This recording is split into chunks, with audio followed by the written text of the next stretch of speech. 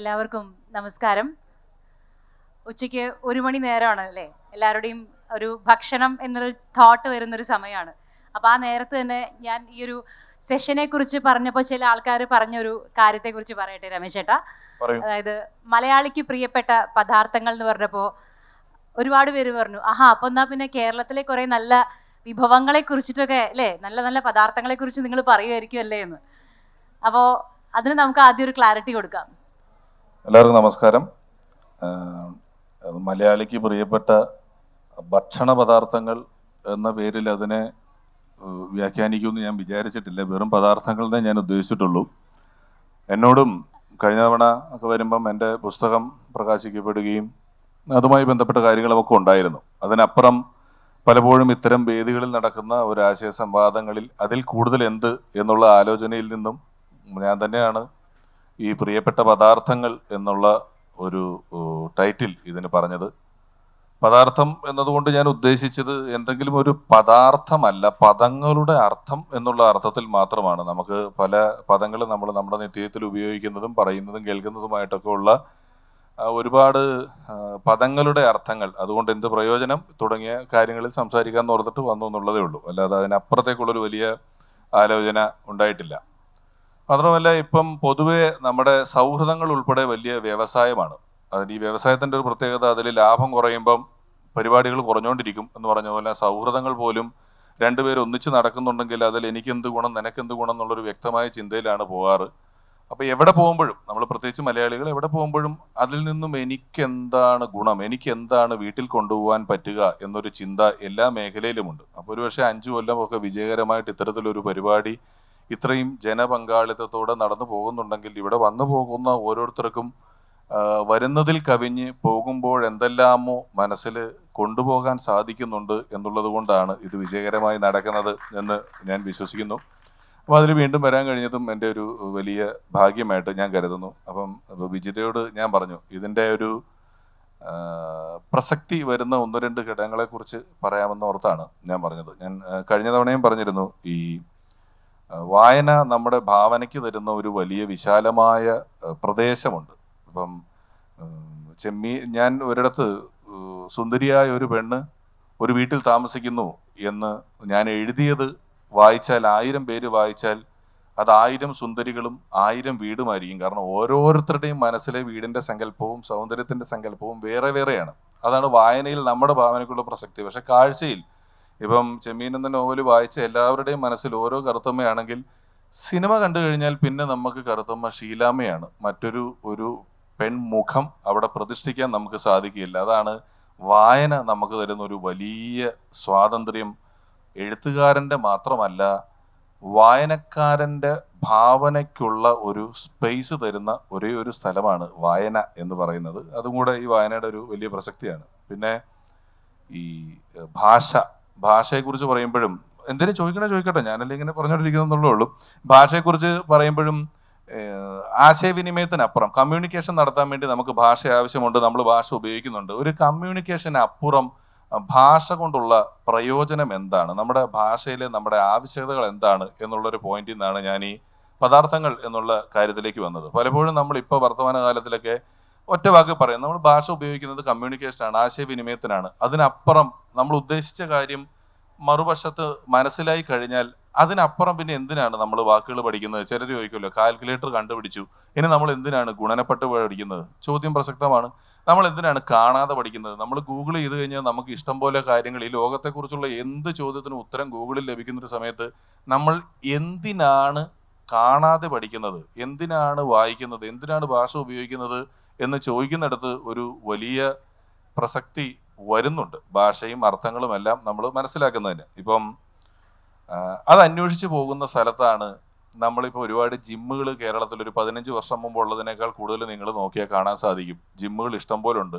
ഒരുപാട് പേര് ശരീരത്തിലെ എല്ലാ മസിലുകൾക്കും നല്ല അധ്വാനം കൊടുക്കുകയും അത് കൃത്യമായി ഉപയോഗിക്കുകയും ഒക്കെ ചെയ്യുന്നുണ്ടെങ്കിലും, വർത്തമാനകാലത്തിൽ എനിക്ക് വല്ലാതെ തോന്നിയിട്ടുള്ളൊരു കാര്യം, നമ്മുടെ ശരീരത്തിലെ ഏറ്റവും അധ്വാനം കുറഞ്ഞ, എക്സർസൈസ് ഇല്ലാത്ത അവയവമായി തലച്ചോറ് മാറിക്കൊണ്ടിരിക്കുന്ന ഒരു കാലഘട്ടത്തിലാണ് നമ്മൾ ജീവിക്കുന്നത്. നമ്മുടെ തലച്ചോറിന് കാര്യമായിട്ട് അധ്വാനങ്ങളൊന്നുമില്ല. കാഴ്ചകൾ കാണുന്നു, പറ്റുന്ന പഠിച്ച കാര്യങ്ങൾ ഉപയോഗിച്ച് തന്നെ നമ്മൾ വീണ്ടും വീണ്ടും ജീവിക്കുന്നു എന്നുള്ളതിനപ്പുറം തലച്ചോറിനൊരു എക്സർസൈസ് ഇല്ല. ഒരു മെൻ്റൽ എക്സർസൈസിൻ്റെ ഭാഗം കൂടിയാണ് വാക്കും വായനയും വാചകങ്ങളും എല്ലാം നമുക്ക് സമ്മാനിക്കുന്നത് എന്നുള്ളത് ഒരു വലിയ കാര്യമാണ്. അത് കേൾക്കുമ്പോൾ ഉണ്ടാകുന്ന നമ്മുടെ ക്വസ്റ്റ്യനിങ്, നമുക്ക് അന്വേഷിക്കാൻ തോന്നുക എന്ന് പറയുന്നതാണ് വായനയിൽ നിന്നുണ്ടാകുന്ന ഒരു വലിയ ഗുണം. ഒരു കാര്യം കേട്ടു, നമ്മൾ മനസ്സിലാക്കി അതെന്താണ് എന്ന് ആലോചിക്കാൻ തുടങ്ങുമ്പോൾ, കാഴ്ചയിൽ ഈ പ്രശ്നമില്ല, വായനയിൽ ആ സുഖമുണ്ട്, നമുക്ക് അത്തരത്തിൽ ചിന്തിച്ച് പോകാൻ പറ്റും. ഇപ്പോൾ ചെറിയ ചെറിയ വാക്കുകൾ ആദ്യം ഉണ്ടാകുന്നു. മറ്റു ഭാഷകളെക്കാൾ പദധാരാളിത്തമുള്ള ഒരു ഭാഷയാണ് നമ്മുടെ.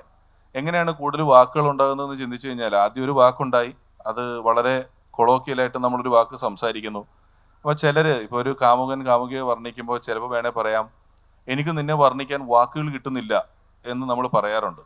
അവൻ്റെ വികാരം അവൻ്റെ കൈവശമുള്ള വാക്കുകൾ ഉപയോഗിച്ചുകൊണ്ട് വർണ്ണിക്കാൻ പറ്റാതെ വരുമ്പോഴാണ് വേറെ രണ്ട് വാക്കുകൾ എടുത്തോ അന്യഭാഷയിൽ നിന്ന് ചില വാക്കുകളൊക്കെ എടുത്ത് പുതിയ വാക്കുകൾ ഉണ്ടാക്കുന്നത്. അങ്ങനെ ഓരോരുത്തരും ആലങ്കാരികമായി ഓരോ വാക്കുകൾക്കും കാലഘട്ടത്തിൽ പല പല പല പല വാക്കുകൾ ഉപയോഗിച്ച് മുന്നിലേക്ക് പോയിട്ടാണ് 10ഉം 15ഉം 20ഉം പര്യായ പദങ്ങൾ മറ്റു ഭാഷകളില്ലാത്തതിനേക്കാൾ കൂടുതൽ. ഇംഗ്ലീഷിലൊക്കെ ഐസിന് ഐ എന്ന് പറഞ്ഞാൽ രണ്ടാമതൊരു വാക്കുണ്ടാവില്ല. സൂര്യന് സൺ എന്ന് പറഞ്ഞാൽ രണ്ടാമതൊരു വാക്കുണ്ടാവില്ല. വലിയ സാഹിത്യവും ലിറ്ററേച്ചറുമുള്ള ഭാഷകളിലാണ് പദധാരാളിത്തമുള്ളത്. ഒരു സാധനത്തിന് 20ഓളം പര്യായ പദങ്ങൾ, പലതരത്തിലുള്ള അർത്ഥങ്ങൾ, നാനാർത്ഥങ്ങൾ, ഇതെല്ലാം ഉണ്ടാകുന്നത് കാലങ്ങളോളം ആളുകൾ അവനവൻ്റെ ഉപയോഗത്തിന് ഇതിൽ പലതരത്തിലുള്ള കാര്യങ്ങൾ ഉപയോഗിച്ച് വളർന്നു വന്നതാണ്. ഇതാണ് നമ്മുടെ തലച്ചോറ് നമുക്ക് കൊടുക്കാൻ പറ്റുന്ന ഒരു വലിയ എക്സർസൈസ് എന്ന് പറയുന്നത്. ഇത്തരത്തിലുള്ള അന്വേഷണാത്മകത ഇതിലൂടെ വരിക, സാഹിത്യത്തിലൂടെ വരിക എന്ന് പറയുന്നതാണ്. ഇപ്പം ഞാനൊരു ഉദാഹരണം പറയാം. ഞാനങ്ങനെ ആലോചിക്കാറുണ്ട്. ഒരുപാട് പേര് പലപ്പോഴും വലിയ വലിയ ആൾക്കാർ വരും, വേദിയിലിരിക്കുന്ന വിജിതയെ പോലുള്ള ഒരാളെ അവതാരിക എന്ന് ഞാൻ പറഞ്ഞു കേൾക്കാറുണ്ട്. അവതാരിക വന്നു, അവതാരിക പറഞ്ഞു, അവതാരികയെ കണ്ടോ എന്നൊക്കെ പറഞ്ഞ് ഓൺലൈനിൽ കാണാറുണ്ട്, വലിയ ആൾക്കാർ ഉപയോഗിച്ച് കാണാറുണ്ട്. എന്നാൽ ഇത് ശരിക്കും അവതാരകയാണ്. അവതാരിക എന്ന് പറയുന്നത് പുസ്തകത്തിന് അവതാരിക എഴുതുന്നതാണ്. വിജിത ചെയ്യുന്ന പണിയും ഈ ചെയ്യുന്ന പണിയുടെ ഒക്കെ പേര് അവതാരക എന്നുള്ളതാണ്. വളരെ സിമ്പിളായിട്ടുള്ളൊരു തെറ്റാണ്. ഞാൻ കോവിഡ് വന്ന സമയത്ത് എല്ലാവരും RT-PCR എടുക്കുന്നു, ഈ വിമാനത്തിൽ പോകുന്നതിനൊക്കെ ചെയ്യുന്നുണ്ടെങ്കിൽ ഞാൻ നടന്ന് ചോദിച്ചിട്ടുണ്ട് ഇതിൻ്റെ ഫുൾ ഫോം എന്താണെന്ന്. ഒരു മലയാളിയും അന്വേഷിച്ചിട്ടില്ല, കണ്ടുപിടിച്ചിട്ടില്ല. Reverse transcription polymerized chain reaction test എന്നുള്ളതാണ് ഇതിൻ്റെ ഒരു പൂർണ്ണ രൂപം എന്ന് പറയുന്നത്. ഇതിൻ്റെ ആവശ്യം എനിക്ക് ഉണ്ടോ എന്ന് ചോദിച്ചാൽ ഇല്ലായിരുന്നു. പക്ഷെ ഞാൻ ഒരു ആവശ്യമില്ലാണ്ട് തലയ്ക്ക് വ്യായാമം കൊടുത്തതിൻ്റെ ഭാഗമായിട്ടാണ് ഇത് കാണാതെ പഠിച്ചതും ഇത് മനസ്സിലാക്കിയിട്ടും ഉള്ളത്. ഇപ്പോൾ അവതാരകയുടെ കാര്യം പറഞ്ഞു. ഞാൻ വീണ്ടും ചോദിക്കാം, നമ്മൾ സിനിമ മേഖലയും കൂടെ പ്രതിനിധീകരിച്ചിട്ടാണല്ലോ ഞാനിവിടെ നിൽക്കുന്നത്. പലവരും അഭ്രപാളികളിൽ വിസ്മയങ്ങൾ തീർത്ത നടൻ എന്നൊക്കെ പറഞ്ഞ് കേട്ടിട്ടുണ്ട്. അഭ്രപാളി എന്ന് പറയുന്നത് എന്തുകൊണ്ടാണ് എന്ന് അറിയാവുന്ന ആരെങ്കിലും ഇവിടെ ഉണ്ടോ എന്ന് ഞാനൊന്ന് വെറുതെ ചോദിക്കുന്നത്. എന്തുകൊണ്ടാണ് അഭ്രപാളി എന്ന് പറയുന്നത് സിനിമാ സ്ക്രീനിനെ? തനിക്കറിയാവോ?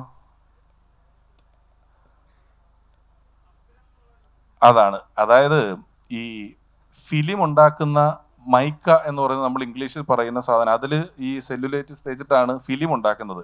അതിൻ്റെ മലയാള വാക്ക് അഭ്രം എന്നാണ്. മൈക്ക എന്ന് പറയുന്ന പ്ലാസ്റ്റിക്കിൻ്റെ ഈ ട്രാൻസ്പെറൻ്റ് ആയിട്ടുള്ള പ്ലാസ്റ്റിക് പീസിൻ്റെ പേരാണ്. അതിൻ്റെ മലയാളം വാക്കാണ് അഭ്രം. അതിൻ്റെ പാളികളിൽ ഈ സെല്ലേഴ്സ് തേച്ചിട്ട് ഷൂട്ട് ചെയ്യുന്നത് കൊണ്ടാണ് ഇതിനെ അഭ്രപാളികളിൽ ചിത്രീകരിച്ച എന്ന് നമ്മൾ പറയുന്നത്. ഇത് എന്നാ അടിച്ചോ, സംശയിക്കണ്ടേ, ഇത് സൂക്ഷിച്ചു വെച്ചിട്ട് വേറെ പറയുന്നൊന്നുമില്ല. ശനി സിനിമാ സ്ക്രീനിനെ വെള്ളിത്തിര എന്ന് വിളിക്കുന്നു. അതെന്താണ് വിജിത്തെ വെള്ളിത്തിര എന്ന് പറയുന്നത്? ആ സിൽവർ സ്ക്രീൻ അതിൻ്റെ ഇംഗ്ലീഷ്. എന്തുകൊണ്ട് പറഞ്ഞോളൂ.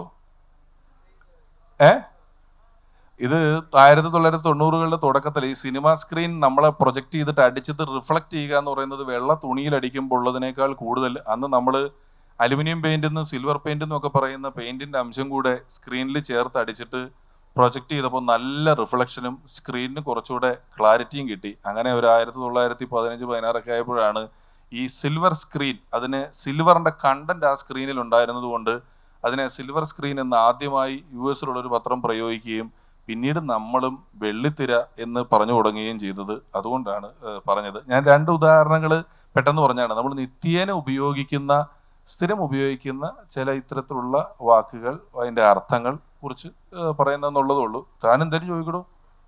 ആ എന്നാ തന്നെ അവിടെ ഇരുന്നാ പോരായിരുന്നോ? അല്ല ഞാൻ ഇങ്ങനെ രമേശ് ചേട്ടൻ പറഞ്ഞുകൊണ്ടിരിക്കുമ്പോൾ നമുക്കും ഒരു നോളജ് അല്ലേ, അപ്പൊ നമ്മള് സൈലന്റ് ആയിട്ട് കേൾക്കുക എന്നുള്ളതാണ്. അല്ല ഞാൻ എന്റെ കുറെ നോളജ് പറയുന്നതല്ല കേട്ടോ, ഞാൻ പറഞ്ഞത് ഇത് നമുക്കൊരു നല്ല എക്സർസൈസാണ്. അതെ. നമ്മുടെ വായനകളിൽ നമ്മൾ പറഞ്ഞു പോകുമ്പോൾ ചില സാധനങ്ങൾ കേട്ട് കഴിയുമ്പം ഇതെന്താണെന്ന് ചോദിക്കാനുള്ള ഈ ചോദ്യം ചോദിക്കാനുള്ള നമ്മുടെ മനസ്സ് നമുക്ക് എവിടെയോ നഷ്ടപ്പെടുന്നുണ്ട്. നമ്മൾ അതൊരു വലിയ എക്സർസൈസാണ്. അത് കണ്ടുപിടിക്കുന്നതിന്റെ ഭാഗമായിട്ട് നമ്മൾ അന്വേഷിക്കുന്നതും മുന്നിലേക്ക് പോകുന്നതൊക്കെ വലിയ എക്സർസൈസാണ്. ഇപ്പം ഞാൻ ഇടയ്ക്ക് ആലോചിച്ചു, നമ്മുടെ മുഖ്യമന്ത്രി പിണറായി വിജയൻ, ഇപ്പം ഒരു അച്ഛനും അമ്മയും കൂടെ ഒരു മകന് വിജയൻ എന്ന് പേരിട്ട് തുടങ്ങിയത് എപ്പോഴായിരിക്കും? ആദ്യത്തെ വിജയൻ ആരാണ് എന്നൊക്കെ ഞാനിങ്ങനെ ആലോചിക്കുമ്പം എൻ്റെ അറിവിൽ അർജുനന്റെ പേരാണ് വിജയൻ എന്നുള്ളത്. എന്റെ അച്ഛന്റെ പേരും വിജയൻ എന്നാണ് കേട്ടോ. ആ കണ്ട, അച്ഛനോട് ചോദിച്ചായിരുന്നു എപ്പോഴെങ്കിലും ഇട്ടായിരുന്നു എന്നുള്ളത്.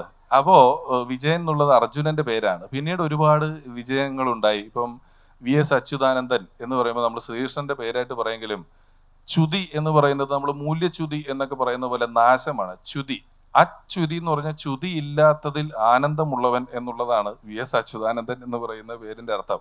VD സതീശൻ എന്ന് പറഞ്ഞാൽ പ്രതിപക്ഷ നേതാവിന്റെ പേര് നോക്കുമ്പോൾ സതിയുടെ ഈശൻ എന്നാണ്. സതി എന്ന് പറയുന്നത് ശിവന്റെ പാർവതിയാണ്. അങ്ങനെ പാർവതിയുടെ ഭർത്താവ് എന്നുള്ള അങ്ങനെയാണ് സതീശൻ എന്ന് പറയുന്നത്. രമേശ്, എൻ്റെ പേര് രമയുടെ ഈശൻ എന്നുള്ള അർത്ഥത്തിലാണ് ഈ പേര് വരുന്നത്. ഇങ്ങനെ പക്ഷേ ഇഷു കൂട്ടിയുള്ള പേരുകൾ വന്നതിന് ശേഷം കുറെ കഴിഞ്ഞപ്പോൾ എൻ്റെ കൂടെ പഠിച്ചൊരു കൂട്ടുകാരന് ലഗേഷ് എന്ന് പേരിട്ട് കഴിഞ്ഞു, അവൻ്റെ അച്ഛനും അമ്മയും കൂടെ. അതിനർത്ഥമില്ല. ഇതാണ് പുതിയ വാക്ക്. ഇങ്ങനെയാണ് ഒരു ഭാഷയിലേക്ക് പുതിയ വാക്കുകൾ വരുന്നത്. ലഗേഷിന് ഒരു അർത്ഥവുമില്ല. അങ്ങനെ അർത്ഥമില്ലാത്ത ഒരുപാട് പേരും കൊണ്ട് നടക്കുന്ന ഒരുപാട് പേരുണ്ട്. അർത്ഥം വേണം പേരിന് എന്ന നിർബന്ധവും ഇല്ല.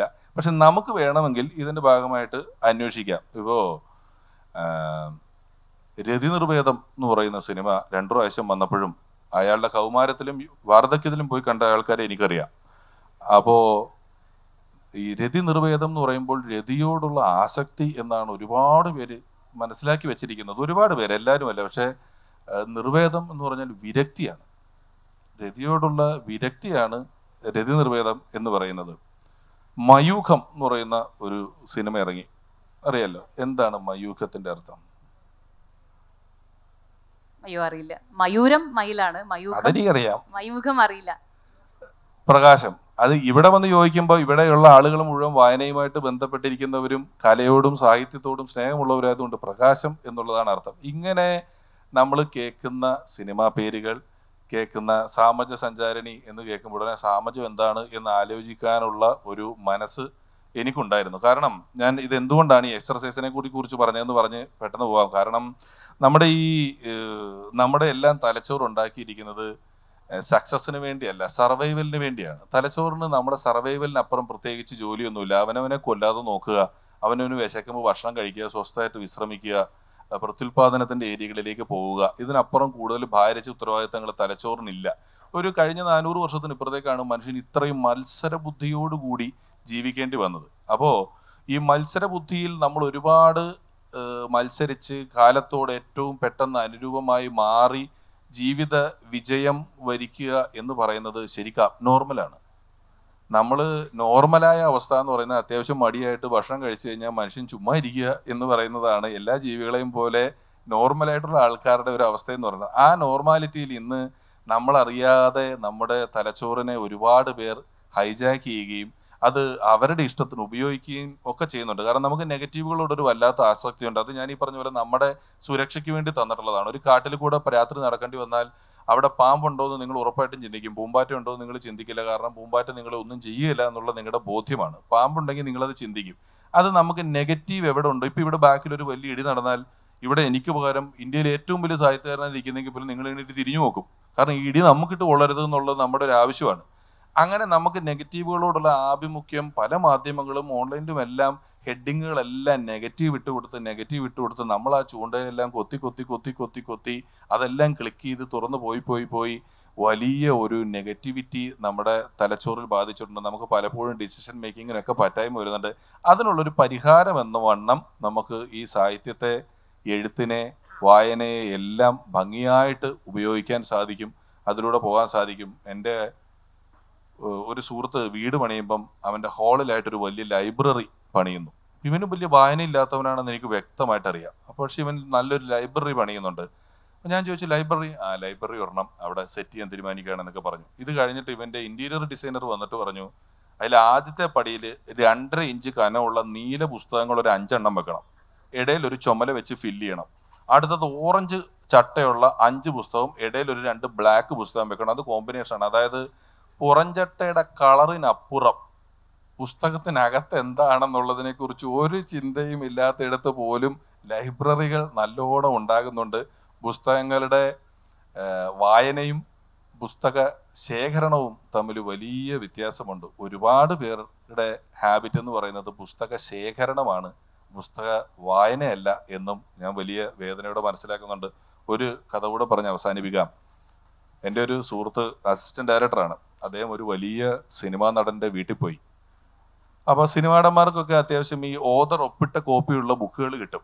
അപ്പോൾ 2-ാം ഊഴം സ്നേഹപൂർവ്വം ഇന്നയാൾക്ക്, ഇപ്പൊ വിജിതയുടെ വീട്ടിൽ ഞാൻ വരുമ്പോൾ കാണുകയാണ്, വിജിതയ്ക്ക് സ്നേഹപൂർവ്വം MT വാസുദേവൻ നായർ ബുക്ക് ഇരിക്കുന്നു, വിജിതയ്ക്ക് സ്നേഹപൂർവ്വം മുകുന്ദൻ, വിജിതയ്ക്ക് സ്നേഹപൂർവ്വം എന്ന് പറഞ്ഞ് ഒരുപാട് ഓതറുകൾ ഒപ്പിട്ട കോപ്പിയുള്ള പുസ്തകങ്ങൾ ഇയാളുടെ അലമാരയിൽ ഇരിക്കുന്നത് കണ്ടു.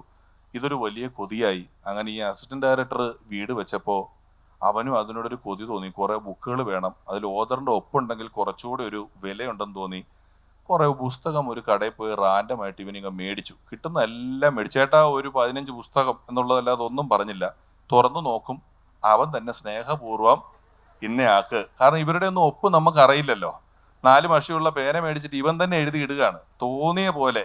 സ്നേഹപൂർവ്വം ബിജുവിനെ MT വാസുദേവൻ നായർ. ഒരു ഒപ്പ്, ഒരു M മാത്രമേ നമുക്ക് മനസ്സിലാവുള്ളൂ.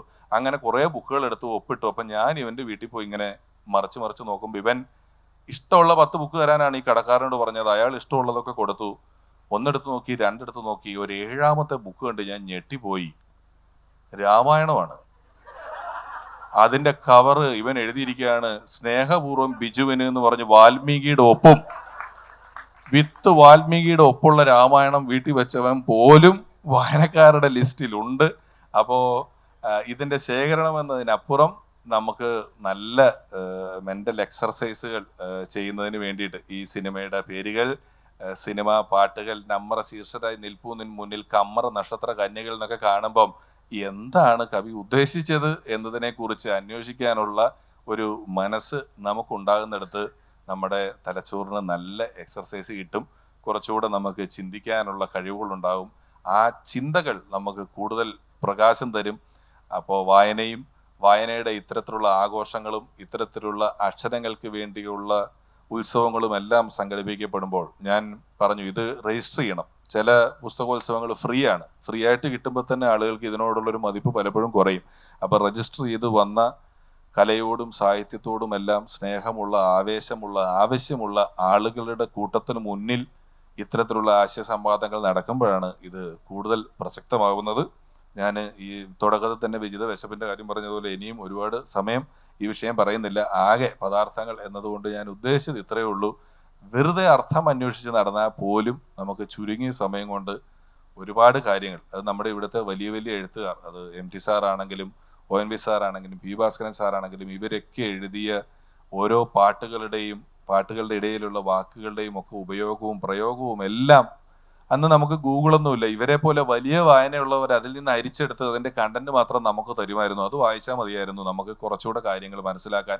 അത് തുടരട്ടെ. അത്തരത്തിലുള്ള നല്ല അന്വേഷണങ്ങൾ നമ്മുടെ ഭാഗത്തു നിന്ന് ഉണ്ടാകട്ടെ.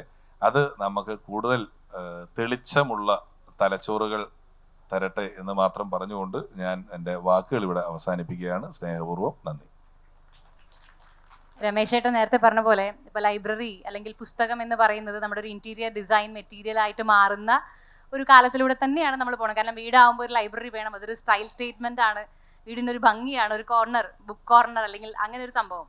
പക്ഷേ ഈ പറഞ്ഞ പോലെ നമ്മൾ സംസാരിക്കുന്ന ഭാഷയിലാണെങ്കിലും അല്ലെങ്കിൽ നമ്മൾ വായിക്കുന്നതും കേൾക്കുന്നതുമായിട്ടുള്ള പദങ്ങളുടെ അർത്ഥം നമ്മൾ മലയാളത്തിൻ്റെ കേസിൽ എത്രമാത്രം തേടി പോകുന്നു എന്ന് ചോദിച്ചാൽ വളരെ കുറവാണ്. കാരണം അതെന്തോ നമുക്ക് സംസാരിക്കാൻ ഈ പറഞ്ഞ പോലെ തന്നെ ലളിതമായ ഭാഷയിൽ നമുക്ക് സംസാരിക്കാൻ അറിയാം. അത്ര അങ്ങോട്ടും ഇങ്ങോട്ടും പോയി. ഇപ്പൊ കർമ്മ എന്ന് പറയുന്ന വാക്ക് ഓൾമോസ്റ്റ് ഇംഗ്ലീഷിൽ ആക്സെപ്റ്റ് ചെയ്ത് കഴിഞ്ഞു. കർമ്മ എന്ന് പറയുന്നത് ഇംഗ്ലീഷ് പോയി. നമ്മൾ സീൻ എന്ന് പറയുന്ന ഇംഗ്ലീഷ് വാക്ക് മലയാളത്തിൽ വന്നിട്ടുണ്ട്. ഭയങ്കര സീനാട്ടോ എന്ന് പറഞ്ഞാൽ സീൻ മോനെ എന്ന് പറയുന്ന അവസ്ഥ ഉണ്ട്. വാക്കുകൾ വലിയ തോതിൽ കടം കൊടുക്കുന്നുണ്ട്. പറഞ്ഞോളൂ. അപ്പോൾ എനിക്ക് ഫീൽ ചെയ്യാറുള്ള ഒരു കാര്യം, നമ്മൾ ഇപ്പോൾ ഇംഗ്ലീഷ് എന്നുള്ള ഒരു ഭാഷയുടെ സാന്നിധ്യം അല്ലെങ്കിൽ അതിൻ്റെ ഒരു ഇൻഫ്ലുവൻസ് നമ്മുടെ ഭാഷയിൽ വളരെ ഉണ്ട്. അത് കൂടാതെ തന്നെ ഇംഗ്ലീഷിൽ ഇൻഫ്ലുവൻസ് മാത്രമല്ല, മലയാള ഭാഷ ഉണ്ടായതിനു ശേഷം ഉണ്ടായ സാധനങ്ങൾക്ക് മലയാളം വാക്കുണ്ടാക്കിയിട്ടില്ല. മലയാള ഭാഷ ഉണ്ടായതിനു ശേഷം ഉണ്ടായ ഒരു കണ്ടുപിടുത്തത്തിന്, ഒരു സാധനത്തിന്, ഈവൻ ബസ്, കാറ് തൊട്ട് മൊബൈൽ ഫോൺ വരെ നിൽക്കുന്ന സാധനങ്ങൾക്ക് നിർവചനങ്ങൾ ഉണ്ടാവും മലയാളത്തിൽ. മലയാളം വാക്കുകൾ അപ്പപ്പോൾ അപ്ഡേറ്റ് ചെയ്ത് കണ്ടുപിടിച്ചിട്ടില്ലാത്തതുകൊണ്ടാണ് നമുക്കത് ഉപയോഗിച്ചേ പറ്റുള്ളൂ, വേറെ ഒരു വഴിയുമില്ല. പക്ഷെ നമ്മൾ സമ്പന്നരാണ്. ഞാൻ ഒരിടത്ത് പറഞ്ഞിട്ടുണ്ട്, കാരണം ഇംഗ്ലീഷുകാർക്ക് 26 അക്ഷരങ്ങളെ കൊടുത്തുള്ളൂ, നമുക്ക് 50-ലധികം അക്ഷരങ്ങളുണ്ട്. വള്ളി തന്നിട്ടുണ്ട്, പുള്ളി തന്നിട്ടുണ്ട്, കുനിപ്പ്. ഇംഗ്ലീഷ് ഒരു കെ ഉള്ളെങ്കിൽ നമുക്ക് ആ കാ ഗ ഗ ങ വരെ അത്രയും കിടക്കുന്നുണ്ട്. GST അടയ്ക്കേണ്ടാത്ത കുറേ അക്ഷരങ്ങൾ അവസാനം നമ്മുടെ അക്ഷരമാലയിൽ കിടക്കുന്നുണ്ട്, നമ്മൾ എഴുതാൻ പോലും അറിയാത്തത് പലർക്കും ഉണ്ട്. അപ്പോൾ ഇംഗ്ലീഷ് നന്നായിട്ട് ഇമ്പ്രൂവ് ചെയ്യണം നമ്മൾ പലരും മലയാളികൾ ആഗ്രഹിക്കുന്ന ഒരു കാര്യമാണ്. അപ്പോൾ അതിനുവേണ്ടി നമ്മൾ എഫേർട്ട് എടുക്കാനും കുറേയൊക്കെ തയ്യാറാണ്. അപ്പോൾ എപ്പോഴും ഇംഗ്ലീഷ് നന്നായിട്ട് പറയണം എന്നുണ്ടെങ്കിൽ you should expand and enhance your vocabulary എന്ന് പറയും. വാക്കുകൾ കൂടുതൽ, നിങ്ങളുടെ പുതിയ പുതിയ ഇംഗ്ലീഷ് വാക്കുകൾ നിങ്ങൾ മനസ്സിലാക്കുമെന്ന്. അപ്പം അതിനോടും ആ സ്റ്റേറ്റ്മെൻറ്റിനോടും നമ്മൾ ഏറെക്കുറെ ഓക്കെയാണ്. കാരണം നമുക്കും ഇംഗ്ലീഷ് കുറച്ചും കൂടിയൊക്കെ പൊളിയാക്കണം, നമുക്ക് ആൾക്കാരുടെ അടുത്ത് പറയുമ്പോൾ ഓഫ് കൊള്ളാലോ എന്നുള്ള ആ ഒരു ഫീൽ കിട്ടണം എന്നുള്ള ആഗ്രഹമുണ്ട്. പക്ഷേ ഈ ഒരു ആഗ്രഹം എത്രമാത്രം മലയാളത്തിന്റെ കാര്യത്തിൽ നമ്മൾ കൊടുക്കുന്നുണ്ട് എന്നുള്ളത്. ഇംഗ്ലീഷിന് സംസാര ഭാഷയും സാഹിത്യ ഭാഷയും ഒക്കെ ഏതാണ്ട് ഒന്നാണ്. മറ്റെല്ലാ ഭാഷകളിലും അതെ. ഇപ്പൊ ഹിന്ദിയിൽ ദിൽ തോ പാഗൽ ഹേ എന്ന് എഴുതാം, നമുക്ക് മനസ്സിന് വട്ടാണെന്നൊരു പാട്ട് ഇവിടെ എഴുതാൻ പറ്റില്ല, വലിയ പാടാണ്. സിനിമയ്ക്ക് അങ്ങനെ പേരിടാം, ദിൽ തോ പാഗൽ ഹേ എന്ന് ഇടാം. നമുക്ക് സംസാര ഭാഷയും സാഹിത്യ ഭാഷയും തമ്മിൽ ഞാൻ പറഞ്ഞതുപോലെ കാലക്രമമായി വലിയ മാറ്റം വന്നിട്ടുണ്ട്. ഭാഷ ഒരാളുടെ സംസ്കാരം കൂടെ നിശ്ചയിക്കുന്ന ഒന്നാണ്. ഒരേ കാര്യം പല ഭാഷയിൽ പറയുമ്പോൾ തന്നെ, പല ഈണത്തിൽ പറയുമ്പോൾ തന്നെ, താളത്തിൽ പറയുമ്പോൾ തന്നെ അതിനോടുള്ള, ആ വ്യക്തിയോടുള്ള നമ്മുടെ സമീപനത്തിന് വലിയ മാറ്റം ഉണ്ടാകുന്നുണ്ട്. അപ്പോൾ ഭാഷ പ്രയോഗിക്കുന്നത് നമ്മുടെ സംസ്കാരത്തെ സ്വാധീനിക്കുന്നുണ്ട്. മറ്റു പല രാജ്യങ്ങളിലും ഭാഷയുടെ അടിസ്ഥാനത്തിലാണ് രാജ്യങ്ങളെ തിരിച്ചിരിക്കുന്നത്. ഇപ്പോൾ യൂറോപ്യൻ രാജ്യങ്ങളിൽ മിലിറ്ററി ഒന്നാണ്, കറൻസി ഒന്നാണ്, പക്ഷേ അതിർത്തി നിശ്ചയിക്കുന്നത് ഭാഷ വ്യത്യാസമുണ്ട്. ഇവിടെ തമിഴ്നാടും കേരളവും കർണാടകയൊക്കെ അങ്ങനെ തന്നെ തിരിച്ചിരിക്കുന്നു, പക്ഷേ ഒറ്റ രാജ്യത്തിലാണ് വരുന്നതെന്നുള്ളതേ ഉള്ളൂ. ഭാഷയുടെ പ്രയോഗം നമ്മുടെ സംസ്കാരത്തെ വലിയ തോതിൽ സ്വാധീനിക്കുന്ന ഒന്നാണ്. അപ്പോൾ പലപ്പോഴും ഇംഗ്ലീഷ് വാക്കുകൾ ഉപയോഗിക്കുമ്പോൾ തെറ്റുകൾ നമ്മൾ എപ്പോഴും ഭയങ്കരമായിട്ട് ശ്രദ്ധിക്കും. അയ്യോ, എൻ്റെ അടുത്ത് അങ്ങനെ തെറ്റ് വരരുത്, ഇംഗ്ലീഷ് അർത്ഥത്തിൽ ഞാൻ പറയുന്ന തെറ്റ് വരരുത്. പക്ഷെ മലയാളത്തിൽ നമ്മൾ സാധാരണ യൂസ് ചെയ്യുന്ന പല വാക്കുകളുടെയും ശരിയായ അർത്ഥത്തിലല്ല നമ്മൾ ഉപയോഗിക്കാറുണ്ട്. ഭയങ്കര ഇഷ്ടമായി അങ്ങനെ ഒരുപാട് വാക്കുകൾ ശരിയായ അർത്ഥത്തിൽ ഉപയോഗിക്കുന്നുണ്ട്. ഞാനായതുകൊണ്ടും ഞാൻ ഇനി ഒരുപാട് സമയം കളയാതെ ഒരു ചെറിയ ഇതിന്റെ പരിപാടിയുടെ പേര് ക എന്ന് യാദൃശ്ചികമായിട്ടാണെങ്കിലും വന്നതുകൊണ്ട് ഞാൻ പലതവണ വേദികളിൽ പറഞ്ഞിട്ടുള്ള ഇത്, ഞാൻ ഈ തലച്ചോറിന് എക്സർസൈസ് കൊടുക്കണം, പഠിക്കണമെന്നൊക്കെ വെറുതെ പറഞ്ഞിട്ട് കാര്യമില്ല. എൻ്റെ തലയ്ക്ക് മസിലുണ്ടെന്നും കൂടെ പറയണ്ടേ. ഈ പറയുന്നു പറഞ്ഞിട്ട് കാര്യമുള്ളൂ. പെട്ടെന്ന് ക കൊണ്ടുള്ള വളരെ ചെറിയ വ്യഞ്ജനാക്ഷരങ്ങളിൽ ആദ്യത്തെ അക്ഷരമായ ക നമ്മുടെ നിത്യജീവിതത്തിൽ എത്ര തവണ ഉപയോഗിക്കുന്നുണ്ട്, കായ്ക്ക് എന്തുമാത്രം കഴിവുകളുണ്ട് തുടങ്ങി കായയുടെ കഴിവുകളെ കുറിച്ച് വളരെ വേഗത്തിൽ പറയുന്ന ഒരു ഇനം ഇവിടെ വെറുതെ അവതരിപ്പിക്കുക. ഇത് സ്റ്റേജ് പരിപാടിക്കാരനായ എൻ്റെ ഇനമാണ്, മറ്റേ എഴുത്ത് സിനിമയൊക്കെ വിട്ടേക്ക്. അപ്പോൾ തലച്ചോറ് നാക്കുമായിട്ടുള്ള കണക്ഷൻ പിടിച്ചിട്ടുള്ള ഒരു ഇനമാണ്. ശ്വാസം വിടുന്ന ഗ്യാപ്പുകളിൽ വേണമെങ്കിൽ നിങ്ങൾക്ക് കൈയടിക്കാവുന്നതാണ്. അപ്പോൾ കായുടെ കഴിവുകളെ, കാരണം നമ്മൾ ബുദ്ധി കൂടുന്തോറും കൈയടി കുറയും. ബുദ്ധിപരമായ ചർച്ചകളൊക്കെ നടന്നിട്ട് പല സിനിമകളൊക്കെ കാണുമ്പോൾ കണ്ടിട്ടുണ്ട്, നമ്മൾ അറിയാതെ ഒരു ഗൗരവം നമുക്ക് വന്നു പോകും. അതിൻ്റെ ഭാഗമാണിത്. അപ്പോൾ കായുടെ കഴിവുകളെക്കുറിച്ച് പറഞ്ഞു തുടങ്ങാം. കലാകേരളത്തിലെ കഴിവുള്ള കലാകാരന്മാരെ കൈഡികൾ കൊണ്ട് കുടിയൊരുപ്പിക്കാനെ കുടിയിരിക്കുന്ന കുടുംബങ്ങൾക്ക് എൻ്റെ കൂപ്പയിക്കൊള്ളാം. കൈക്കണി കാരങ്ങൾ കെട്ടി കുട്ടികളുടെ ക്രിക്കറ്റിൽ രണ്ടൊക്കെ കളിക്കാരമാകുന്ന കോഴയിൽ ഒരുക്ക കാമ്പിളി കുമ്പളെ കണിക്കറ് കപ്പത്തുല്ലാം കകാരന്മാരല്ല. അമേരിക്കയിൽ ഒരുക്ക ക്ലിൻ്റെ കാമിക്ക് മോണിക്കൽ മെസ്കിൽ രണ്ട് ലോകത്തിന് നിരത്തിൽ സ്കൂട്ടറും സൈക്കിളിലും കായുണ്ട്. കരയിൽ കാണുന്ന കല്ല് കട്ട കടക്കാറ്റെല്ലാം കായലിലേക്ക് ഉള്ളാവുന്ന തന്നെ കാ മാത്രമാണ്. കാകാരമാണ് കരുത്തിൻ്റെ കരുത്തുള്ള ആകാരം. കരുത്തന്മാരെ കീഴ്പ്പെടുന്ന 4 കാര്യങ്ങളാണ് കാമം, ക്രോധം, കള്ള്, കാമിനി. 4ലും കായുണ്ട്. കവിൾ കേമൻ കാളിദാസൻ, കഥകൾ കേമൻ കഥകളി, കെക്കുന്നവരെ കള്ളന്മാർ കേമന, കായംകുളം കൊച്ചുണ്ണി. ഇതൊരു കുരിശായം തോന്നുന്നുണ്ടെങ്കിൽ കുരിശി കിടക്കുന്ന ക്രിസ്തുവിൻ്റെ മറ്റൊരു ക്രിസ്തു കൃഷ്ണൻ കന്യാമനെയും കാസ കുർബാന കബർ കല്ലറ കാശ് രൂപ കൊന്ത. കാശ് കുറഞ്ഞല്ലോ കടം കയറി ഒരു കരഞ്ഞും കൊണ്ട് കുടിക്കും. കള്ളാണെങ്കിലും കൊല്ലം കല്ലുവാതിൽ കുടിച്ച കാര്യം പറയും. ഇനി ഞാൻ കേരളത്തെക്കുറിച്ച് പറയാം. കേരളം എന്ന് തുടങ്ങുന്നതിന്റെ കായലാണ്. കന്യാകുമാരിക്കും കാസർഗോഡ് കേരളം കൂനി കൂടി കൂടിയിരുന്നത്. കൂടാതെ കൂടുതലും കാ കൊണ്ടുള്ള ജില്ലയാണ് കേരളം, കൊല്ലം, കോട്ടയം, കോഴിക്കോട്, കണ്ണൂർ, കാസർഗോഡ്. കാശ്മീരിന്റെ കണ്ണ് കുളിർമ കേരളം കാണുവാനാണ്. കാറിൽ കണ്ണുതൊട്ട് കയ്യാങ്കളിൽ കേരളത്തിൽ കാണാനേ ഇല്ല. കരക്കും കടലും ഇടയിൽ കേര വൃക്ഷങ്ങളുമായി കേരളം കുടികൊള്ളുന്നു. കേരളത്തിലെ കാടുകളിൽ കടുവ, കരടി, കഴുത, കലമ, കക്കാര, കാട്ടന, കാട്ടുപോത്ത്, കൊയിലു, കുരങ്ങൻ, കിതിര, കോഴി, കുതിര, കോബ്ര, കറ്റുകുരങ്ങ് എന്നീ കിരങ്ങളുണ്ട്. ഇതൊരു കലയാണെന്ന് തോന്നുന്നുണ്ടെങ്കിൽ കലയിൽ കൂടുതലും കായാണ് കൂത്ത്, കൂടിയാട്ടം, കാവടിയാട്ടം, കുത്തിയോട്ടം, കഴവടി, കോൽക്കളി, കൊല്ലൻ, കുമ്മളി, കമാട്ടി, കഥകളി. ആയോധനകൾ ഒരു 3 കായാണ്. കരാട്ടെ, കളരി, കുംഫു. കാണുന്നതും കാണാത്തതുമായ അവയവങ്ങളൊക്കെ കായാണ്. കൈ, കാല്, കണ്ണ്, കാത്, കരള്, കവിള്, കഴുത്ത്, കഷ്ണം, കൺപീലി, കർണം, കൊമ്പ, കിഡ്നി, കുടവേർ എല്ലാം കാരാണ്. കേരളത്തിലെ രാഷ്ട്രീയക്കാരെല്ലാം കാകാരന്മാരാണ്. കോൺഗ്രസ്, കമ്മ്യൂണിസ്റ്റ്, കമാനം, കട്ടവോട്, കള്ളപ്പണം, കയ്യാങ്കളി, കയറ്റുവര, കൊല, കത്തിക്കുത്ത്, കൂട്ടിക്കെടുപ്പ്, കോഴ, കൂട്ടുമുന്നണി എല്ലാം കായാണ്. ഇനി ഞാൻ ഇതൊന്ന് ഒരു പ്രദേശം അങ്ങ് എടുത്ത് കളയാണ്. മൊത്തം വെറുതെ പറഞ്ഞ് നിങ്ങളെ മുഷിപ്പിക്കുന്നില്ല. ഞാൻ കണ്ടിട്ടുള്ള സിനിമകളെ കുറിച്ച് മാത്രം പറയാം. ഞാൻ കണ്ടുള്ള മിക്ക സിനിമകളും കാ സിനിമകളാണ്, ചിലരെ പോലെ സിനിമകളല്ല. ഞാൻ കണ്ടെടുത്തിട്ടുള്ള കാ സിനിമകൾ ഏതൊക്കെയാണെന്ന് പറയാം. കമലതളം, കണപതം, കളിയാട്ടം, കളിവിടി, കളിക്കളം, കളിഞ്ഞാല്, കഴകം, കമ്പോടം, കടൽ, കൺവീഷണൽ, കർണനായകൻ, കർണാടക, കള്ളപുത്രം, കടക്കലപ്പ, കല്ലിച്ചെലമ, കണ്ടത്ത് കിടന്ന്, കടിഞ്ഞോ കല്യാണം, കല്യാണപ്പേരുന്ന്, കല്യാണ കച്ചേരി, കളമശ്ശേരി, കല്യാണം, കടത്തനാടനമ്പടി, കടമ്പർത്തച്ഛൻ, കല്ലിയം കടിഞ്ഞിട്ട്, കനക്കാറ്റ്, കടക്കാറ്റ്, കടവ്, കല്ലുകൊണ്ടിരിപ്പേണ്ട, കാനുമേരി കവിത, കണ്ടമ്പച്ചോട്ട്, കാരതകളി, കുറെ കകത്തുള്ളവരും, കാതോരം, കാണാമറിയത്ത്, കാരുണ്യം, കാട്, കാലാപ്പാനി, കാർണൽ, കാണാക്കനോ, കാഞ്ചനം, കാവട്ടേട്ടം, കാട്ടുതർ, കാശ്മീരം, കാബോളിവാല, കിരീടം, കിലുക്കാമ്പട്ടി, കുരുക്കുമിഷി, കുറുപ്പിന്, കണസവും, കുലപതി, കുലം, കൊക്കരക്കവും കഴിഞ്ഞ്, കാന്താരയും കഴിഞ്ഞ്, KGF കഴിഞ്ഞ്, കിങ് ഓഫ് കൊത്തയും കഴിഞ്ഞ്, കണ്ണൂർ സ്ക്വാഡ് വരെ എത്തിയിരിക്കുന്നു. കായൽ ആരംഭിക്കുന്ന സിനിമകൾ. ഇനി അവിടെ എന്നും കായില്ലെങ്കിൽ നിങ്ങൾ വിഷമിക്കേണ്ട. നിങ്ങൾ നടത്തുന്ന പരിപാടിയുടെ പേര് കായെന്നാണ്. കനക കുന്ന് എന്ന് പറയുന്നതിനകത്തോണ്ട് 2 മുട്ടം കാ. Thank you.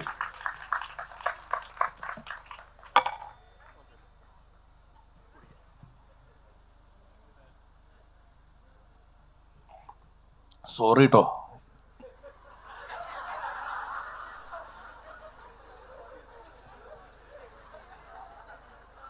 അവര് ആയുധം വെച്ച് കീഴടങ്ങി കാണും. വേറൊന്നുമില്ല. അപ്പോ ഈ ഇതുപോലെ വേർഡ്സ് റിലേറ്റഡ് ആയിട്ട് എന്തെങ്കിലും അവർക്ക് ചോദിക്കാണ്ടെങ്കിൽ ചോദിച്ചോട്ടെ അല്ലേ? ക്വസ്റ്റ്യൻസ് എന്തെങ്കിലും നമ്മളെ രമേശന്റെ അടുത്ത് സ്പെഷ്യൽ ആയിട്ട്, പ്രത്യേകിച്ചും വാക്കുകൾ ഒക്കെ. വാക്കെന്നല്ല, അത് പറഞ്ഞ വിഷയങ്ങൾ തന്നെ വേണമെന്നില്ല, എന്ത് വേണേ ചോദിക്കാം. നമ്മൾ ആശയം, വിഷയം, സംവാദം എന്നൊക്കെയാണല്ലോ പറയുന്നത്. ഒരു മത്സരമായിട്ട് എടുത്ത് എനിക്കറിയാത്ത അക്ഷരങ്ങൾ ചോദിച്ചാൽ എനിക്ക് കുഴപ്പമൊന്നുമില്ല കേട്ടോ. എന്നെ തോപ്പിച്ചു ജയിച്ചു എന്നൊന്നുമില്ല. മോൻ ചോദിച്ചു മോനെ. സാർ, അത് സാർ ഈ കോമഡി ഫീൽഡിലേക്ക് തുടങ്ങിയ കാലത്ത് കാസറ്റിലൂടെയും CD-യിലൂടെയും ഒക്കെ കോമഡി ഷോസ് പോയിട്ടുണ്ട്. അതേപോലെ തന്നെ ലൈവായിട്ടും കുറെ ചെയ്തിട്ടുണ്ട്. പക്ഷേ ഇപ്പോൾ ഒരു കോവിഡ് സീസണിന് ശേഷം റീൽസിലൂടെയും അതേപോലെ തന്നെ ഫേസ്ബുക്കിലൂടെയും ആ ട്രാൻസിഷനെ എങ്ങനെയാണ് സാർ നോക്കിക്കാണുന്നത്? അല്ല, ഞാൻ റീൽസിലൂടെയും അതിലും കോമഡി ചെയ്തിട്ടില്ല. General comedy field, general comedy എന്ന് പറയുന്നത് അത്രയും പാടുപെടണ്ട. ഞാനൊരു ഉത്സവപ്പറമ്പിൽ 5000 പേരുണ്ടെങ്കിൽ ഞാൻ 100 സ്റ്റേജ് ആവണമായിരുന്നു. ഒരു 5 ലക്ഷം 50,000 ഒക്കെ പേര് ആവണമെങ്കിൽ. ഇതിപ്പം 1 മില്യൺ വ്യൂസ് എന്നൊക്കെ പറയുന്നത് നല്ലൊരു പഠനത്തിന് ഒറ്റ ദിവസം കൊണ്ട് വളരെ എളുപ്പത്തിൽ ഡയറക്റ്റ് കിട്ടാവുന്ന ഒരവസ്ഥ ഉണ്ട്. അത് റീച്ച് ഉണ്ട്, അത് പണമാകുന്നുണ്ട്. എന്നാൽ അതിന് അക്കൗണ്ടബിലിറ്റി ഉണ്ട്. എത്ര പേര് കണ്ടു, ഈ ലൈക്കിന് ഡിജിറ്റൽ സ്പേസിൽ എത്ര ലൈക്ക് കിട്ടിയെന്ന് എണ്ണാൻ പറ്റും. അല്ലാണ്ട് നമുക്ക് എത്ര പേരെ സ്നേഹിക്കുന്നുണ്ടെന്നുള്ളതിന് നമുക്കൊരു എണ്ണം ഇല്ലാത്തത് കൊണ്ടാണ്, ഒരു മെന്റൽ റിവാർഡാണ് അതിന് ഇത്ര പേര് കണ്ടു കിട്ടി എന്നുള്ളത് നമുക്കറിയുന്നത്. അതുകൊണ്ടാണ് അവിടെ പോകുന്നത്. അത് ഈ മാധ്യമങ്ങൾ മാറുന്നതിൻ്റെ ഭാഗമായിട്ട് മാറുന്നതാണ്. സ്റ്റേജ് ആയിരുന്നു, TV വന്നു, മിനി സ്ക്രീൻ എന്ന് പറയുന്നത് TV ആയിരുന്നു ഒരു 15 കൊല്ലം മുമ്പ് വരെ. ഇപ്പോൾ അതിലും മിനി സ്ക്രീനായിട്ട് ഇത് വന്നു, ഇനി VR വരും. എങ്ങനെയായാലും ഇതെല്ലാം, എല്ലാ ടെക്നോളജികളും മനുഷ്യൻ്റെ ലൈറ്റ് മനുഷ്യൻ്റെ മുഖത്തടിച്ച് മനുഷ്യനെ കാണിക്കാനാണ്, മൈക്ക് മനുഷ്യൻ പറയുന്ന ഒച്ചത്തിൽ കേൾപ്പിക്കാനാണ്, ക്യാമറ ഇത് കാണിക്കാനാണ്. എല്ലാ ടെക്നോളജിയും മാനുവലായിട്ടുള്ള മാനുഷിക യത്നങ്ങളെ പിന്തുണയ്ക്കുന്നതിന് വേണ്ടിയിട്ടുള്ളത് മാത്രമാണ്. മാധ്യമം മാറുന്നു എന്നുള്ളത് മാത്രമേ ഉള്ളൂ. പിന്നെ ഡിജിറ്റൽ സ്പേസിലുള്ള മറ്റൊരു ഗുണം എന്താണെന്ന് വെച്ച് കഴിഞ്ഞാൽ നമുക്ക് നാഥനില്ലാത്ത തമാശകൾ ഉണ്ടാക്കി വിടാം. നമ്മൾ സ്റ്റേജിൽ ചെന്ന് പറയുന്നതിന് ഒരുപാട് പരിധികളും പരിമിതികളുണ്ട്. ഡയറക്റ്റ് അടി സ്റ്റേജിൻ്റെ പുറകെ കിട്ടും, അപ്പം കിട്ടും. മറ്റേത് അറിയില്ല, നമുക്ക് പൊത്തിപ്പിടിച്ച് കാണാം. ഒരു ചെറിയ തമാശ കിട്ടി, പൊത്തിപ്പിടിച്ച് കണ്ടു, ചിരിച്ചു. വളരെ പേഴ്സണലായിട്ട് കാണാം, പേഴ്സണലായിട്ട് ഉപയോഗിക്കാം. വേദിയും മറ്റു സ്ഥലങ്ങളും വളരെ പബ്ലിക്കാണ്. TV പോലും വീട്ടിൽ ഏറ്റവും മെയിലിൽ ഇറയത്ത് ഹാളിൽ ഏറ്റവും പ്രാധാന്യം അർഹിക്കുന്ന സ്ഥലത്തായിരുന്നു. അവിടെ സംസാരിക്കാവുന്നതും അവിടെ പറയാവുന്ന കാര്യങ്ങൾക്കും ഒരുപാട് ലിമിറ്റേഷൻസ് ഉണ്ടായിരുന്നു. ലിമിറ്റേഷൻസ് അല്ലെങ്കിൽ ഒരുപാട് ബോർഡറുകൾ ഉണ്ടായിരുന്നു. മൊബൈലിന് ആ പ്രശ്നമില്ല. എല്ലാവർക്കും ഒറ്റ തിരിഞ്ഞ് ഒരിടത്തിരുന്ന് ആരെയും കാണിക്കാതെ കാണാൻ പറ്റുന്നതുകൊണ്ട് അതിൽ ഡോസേജ് കൂടുതലായിരിക്കും. ഭയങ്കര ഡോസിൽ നമുക്ക് പറയാൻ പറ്റും, സ്റ്റേജിൽ പറയാൻ പറ്റില്ല. അത്രേ ഉള്ളൂ വ്യത്യാസം.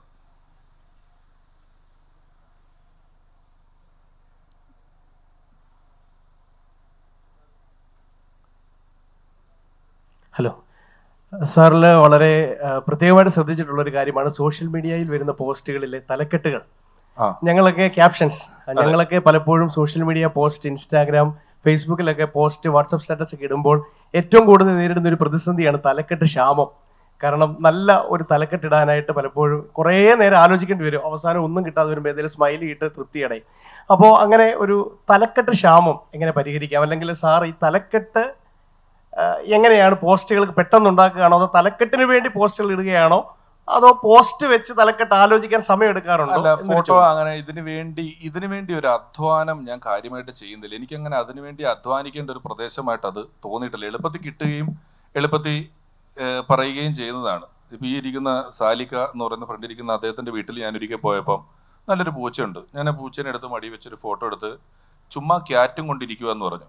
കാറ്റും കൊണ്ടിരിക്കുക എന്ന് പറയുന്നതിന് പകരം അത് നമുക്ക് എടുക്കുന്നതിന് ഒപ്പം തന്നെ ഈ ക്യാപ്ഷൻ കിട്ടിയെന്നുള്ളതുള്ളൂ. പിന്നെ ഞാൻ എൻ്റെ സാമൂഹിക മാധ്യമങ്ങളിൽ ഇതുവരെ ജാതിയോ മതമോ രാഷ്ട്രീയമോ നോക്കിയല്ല, കല കണ്ട് മാത്രം വരുന്ന ആൾക്കാരാണ് അതിലുള്ളതെന്ന് ബോധ്യമുള്ളത് കൊണ്ട് എൻ്റെ രാഷ്ട്രീയമോ മറ്റു കാര്യങ്ങളൊന്നും ധർമ്മനെ ജയിപ്പിക്കണം എന്ന് പോലും ഞാൻ എൻ്റെ സോഷ്യൽ മീഡിയയിൽ ഇട്ടിട്ടില്ല.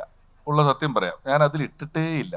ഞാൻ രാഷ്ട്രീയം പറഞ്ഞിട്ടുള്ളത് 2 വേദികളിലാണ്. രാഷ്ട്രീയം പറയാൻ വേണ്ടി വിളിച്ച വേദികളാണ്. വേറെ എൻ്റെ TV പരിപാടികളിലോ പൊതുവേദികളിലോ സോഷ്യൽ മീഡിയയിലോ ഒന്നും ഇത് പറഞ്ഞിട്ടില്ല. അത് പരമാവധി കാണുന്നവൻ ഇങ്ങനെ തട്ടുമ്പോൾ കണ്ടു, ഒരു ചിരി വന്നു. അതിനപ്പുറം അത് ഉപയോഗിച്ചൊരു വിദ്വേഷം പരത്താനോ എനിക്ക് ഉറപ്പില്ലാത്ത കാര്യങ്ങളെക്കുറിച്ച് അഭിപ്രായം പറയാനോ ഒന്നും അത് ഉപയോഗിക്കുന്നില്ല. വെറും ഒരു നർമ്മത്തിനപ്പുറം അതിൽ ഒന്നും കാര്യമായിട്ട് ചിന്തിക്കുന്നില്ല. സത്യത്തിൽ ഒട്ടും ചിന്തിക്കാതെ ഇടുന്നതുകൊണ്ടാണ് ആ ക്യാപ്ഷനൊക്കെ അങ്ങനെ ഇരിക്കുന്നത്. അതിനുവേണ്ടി ഒരുപാട് ചിന്തിക്കുന്നില്ല, പെട്ടെന്ന് കിട്ടും അത്. റെഡ് കാർ തിയറി എന്ന് പറയുന്നൊരു തിയറി ഉണ്ട്. നിങ്ങൾ ഒരു സാധനം നോക്കി തുടങ്ങിയാൽ പിന്നെ നിങ്ങൾ അത് തന്നെ കണ്ടുകൊണ്ടിരിക്കും. നമ്മൾ അങ്ങനെ കാലങ്ങളായിട്ട് ഡെയിലി TV ഷോ ഒക്കെ ചെയ്ത് ശീലമുള്ളതുകൊണ്ട് ഫോട്ടോ എടുക്കുമ്പോൾ തന്നെ അതിൻ്റെ കൂടെ ഇൻബിൽറ്റ് ആയിട്ടൊരു ക്യാപ്ഷൻ വരും. മോനെ മൈക്ക് ഓഫ് ചെയ്യണ്ട. അങ്ങനെയെങ്കിൽ ഇന്നിപ്പോൾ ഇവിടുത്തെ ഒരു ഫോട്ടോ ഇടുകയാണെങ്കിൽ എന്തായിരിക്കും ക്യാപ്ഷനായിട്ട് പ്രതീക്ഷിക്കാവുന്നത്? ഇവിടുത്തെ ഒരു ഫോട്ടോ കാണണം എടുക്കുവാണെങ്കിൽ എന്ന് പറഞ്ഞ് എനിക്ക് പറയാൻ പറ്റില്ല. ഇവിടുത്തെ ഒരു ഫോട്ടോ കിട്ടിക്കഴിഞ്ഞാൽ ചിലപ്പോൾ എന്തെങ്കിലും പറയാനും ഇതൊക്കെ കിട്ടും. എനിക്കിപ്പോ അങ്ങനെ വെറുതെ ഒരു സാധനം പറഞ്ഞാൽ കിട്ടിക്കൊള്ളാൻ നിർബന്ധമില്ല. അല്ലാണ്ട് ചോദിച്ചാൽ കിട്ടും. സാർ മാധ്യമങ്ങളെ പറ്റിയും പറഞ്ഞു, പിന്നെ ഹെഡ്ലൈൻസിനെ പറ്റി പറഞ്ഞു. ഇത് രണ്ടും ബന്ധപ്പെടുത്തിയ ഒരു ചോദ്യമാണ് ചോദിക്കാനുള്ളത്. ഇത് രണ്ടും ബന്ധപ്പെടുത്തിയ ഒരു ചോദ്യമാണ് ചോദിക്കാനുള്ളത്. ഇപ്പം രാമക്ഷേത്രത്തിന്റെ പ്രതിഷ്ഠയുടെ അന്ന് ഒരു മാധ്യമം, ഞാനിവിടെ പറഞ്ഞ അത് വിഷമമാണെന്ന് തോന്നുന്നതുകൊണ്ട് പേര് പറയുന്നില്ല, കൊടുത്ത ഹെഡ്ലൈൻ എന്ന് പറയുന്നത് രാമ രാമ രാമ രാമ കിട്ട വില്ലിപ്പൂട്, ഭീമ ഭീമ ഭീമ ഭീമ കിട്ട വില്ലിപ്പൂട് എന്നാണ്. ഇത് മാധ്യമങ്ങൾ ഈ പദാർത്ഥം ഈ പറയത്തക്ക രീതിയിൽ ക്രിയേറ്റീവായിട്ട് ചിന്തിക്കാത്തത് കൊണ്ടാണോ അതോ ഇവർ പൊളിറ്റിക്കലായി മാറുന്നത് കൊണ്ടാണോ ഈ രീതിയിൽ പൊളിറ്റിക്കൽ ഇവൻസിനെ പോലും സാധൂകരിച്ച് ടൈറ്റിലുകൾ കൊടുക്കുന്നത്? അല്ല, ടൈറ്റിൽ കൊടുക്കുന്നതിനകത്ത് നിങ്ങൾ ഈ പറയുന്ന ഇത്രയും ചിന്തകളുണ്ട് എന്ന് ഞാൻ വിശ്വസിക്കുന്നില്ല. അവരെന്താണോ നിങ്ങളിലേക്ക് എത്തിക്കാൻ ആഗ്രഹിക്കുന്നത് അത് നമ്മൾ ചൂണ്ടയിൽ കുറുക്കുന്ന മണ്ണിരെ പോലെ ഉള്ളൂ ഒരു ടൈറ്റിൽ എന്ന് പറയുന്നത്. നിങ്ങൾ കൊത്താൻ എന്താണോ ആദ്യം വേണ്ടത് അത് ഇടുക എന്നുള്ളതാണ്. പിന്നെ ഓരോരുത്തർക്കും അറിയാം അവനവൻ്റെ പ്രേക്ഷകരിൽ അവനവൻ്റെ വായനക്കാരിൽ കൂടുതൽ ആരാണെന്നുള്ളത്. അവരെ പരമാവധി തൃപ്തിപ്പെടുത്തുക എന്നുള്ള രീതിയിലേ അത് ഇടാൻ പറ്റുള്ളൂ. അങ്ങനെ ചെയ്യുന്നതാണ്, അല്ലാതെ അതിനകത്ത് വേറെ കാര്യങ്ങളുണ്ടെന്ന് തോന്നുന്നില്ല. ടൈറ്റിലുകൾ അത്രേ ഉള്ളൂ. വളരെ സിമ്പിളായിട്ട് ഞാൻ നേരത്തെ പറഞ്ഞല്ലോ, എന്തിട്ടാലാണ് ഒരാൾ അവിടെ വരിക. ഇപ്പം വർത്തമാനകാലത്ത് കുറച്ചല്ലാത്ത അനുസരിച്ച് ഇടുന്നതായിരിക്കുള്ളൂ 90%. ഹലോ, ഇവിടെ മൈക്ക്. ഈ മലയാളത്തിലെ പ്രശസ്തമായ ഒരു വാക്കാണല്ലോ അടിപൊളി എന്നുള്ളത്. അപ്പൊ അതിന്റെ ഒരു ഉത്ഭവത്തിനെ കുറിച്ചും അതിന്റെ പ്രസക്തിയെ കുറിച്ച് താങ്കൾക്ക് എന്താണ് പറയാനുള്ളത്? അടിപൊളി എന്ന് പറയുന്നത് ആക്ച്വൽ അർത്ഥം എന്താണ്? അടിപൊളി എന്ന് പറയുന്നത് ഒരു 90കളുടെ നമ്മൾ അയ്യോ എന്ന് പറയുന്ന പോലെ ഉള്ളൂ. അയ്യോ എന്ന് പറയുന്ന വാക്ക് ഒരു ശബ്ദമാണ്. അതിന് അങ്ങനെ പ്രത്യേകിച്ച് അർത്ഥമൊന്നുമില്ല. കുറച്ച് കഴിയുമ്പോൾ ചില വാക്കുകൾക്ക് ശബ്ദത്തിനപ്പുറം പ്രസക്തി ഇല്ലാതെ വരും. ഇപ്പം ഫോൺ നമ്പർ, നിങ്ങളുടെ ഫോൺ നമ്പർ ഇപ്പം നിങ്ങൾ പലർക്കും ഒരക്കമായല്ല ബോധ്യപ്പെടുന്നത്, അതൊരു ട്യൂണായിട്ടാണ് നിങ്ങൾ മനസ്സിലാക്കുന്നത്. ഇപ്പം എൻ്റെ നമ്പർ 2 അക്ഷരം വെച്ച് വരിയുന്നവരുണ്ട്, 3 അക്ഷരം പറയുന്നുണ്ട്, 4 പറയുന്നവരുണ്ട്. നിങ്ങളിത് എങ്ങനെയാണോ പറഞ്ഞ് ശീലിച്ചത് അങ്ങനെ അല്ലാണ്ട് പറഞ്ഞാൽ നിങ്ങളുടെ നമ്പർ നിങ്ങൾക്ക് പെട്ടെന്ന് പറയാൻ പറ്റൂല. 2 ആദ്യം പറഞ്ഞു നോക്കി, 2 പറഞ്ഞു, അങ്ങനെ നിങ്ങളിപ്പോൾ അത് പറഞ്ഞ് അതൊരു ട്യൂണായിട്ട് മാറിയിട്ടുണ്ട്. ആ ട്യൂണാണ് നമ്മൾ മെമ്മറൈസ് ചെയ്തിരിക്കുന്നത്. അതേപോലെ വാക്കുകൾക്കും ചിലതിന് അങ്ങനെ നേരത്തെ ഞാൻ ലഗേഷ് എന്ന് പേരിട്ടു എന്ന് പറഞ്ഞ പോലെ അതിന് പിന്നീട് ഒരു അർത്ഥം വന്നു ചേരും. നമ്മൾ എല്ലാത്തിനും അങ്ങനെയാണ്, അതിൻ്റെ യഥാർത്ഥ അർത്ഥത്തിനപ്പുറം അർത്ഥം വന്നു ചേരും. അപ്പം എൻ്റെ വളരെ ചെറുപ്പത്തിൽ ചെത്ത് എന്നായിരുന്നു വാക്ക്.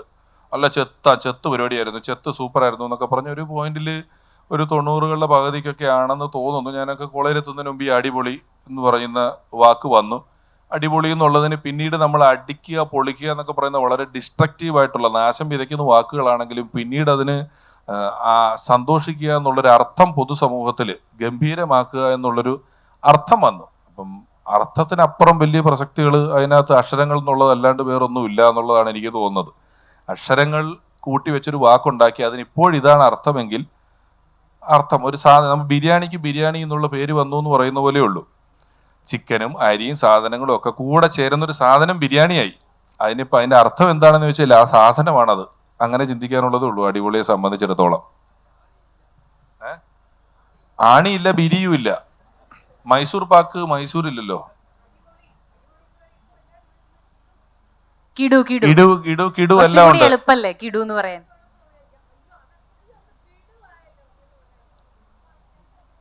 രണ്ട് ലോപിക്കുമല്ലോ. ബ്രദർ എന്നുള്ളത് ബ്രോ ആയി, പിക്ചർ എന്നുള്ളത് പിക്കായി, സഹോന്നായി. പരമാവധി സ്പീഡ് കാലത്തിന്റെ സ്പീഡ് കൂടിയത് കൊണ്ട് വാക്കിന്റെ നീളം അങ്ങ് കുറച്ചത് ആൾക്കാർ.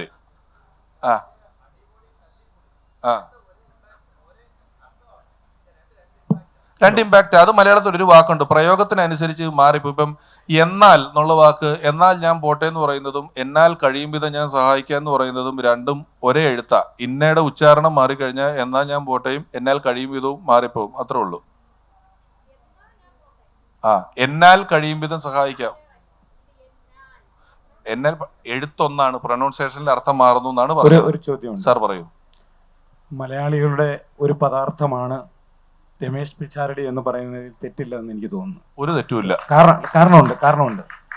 പല വേഷങ്ങൾ കെട്ടിയാടുന്ന ഒരു പദാർത്ഥം എന്ന് ഞാൻ പറയും. കാരണം മിമിക്രി, സിനിമ, സംവിധായകൻ, പച്ചയായിട്ട് ഞാൻ ഇന്ന രാഷ്ട്രീയക്കാരനാണെന്ന് വളരെ കൃത്യമായിട്ട് പറഞ്ഞും കഴിഞ്ഞിരിക്കും.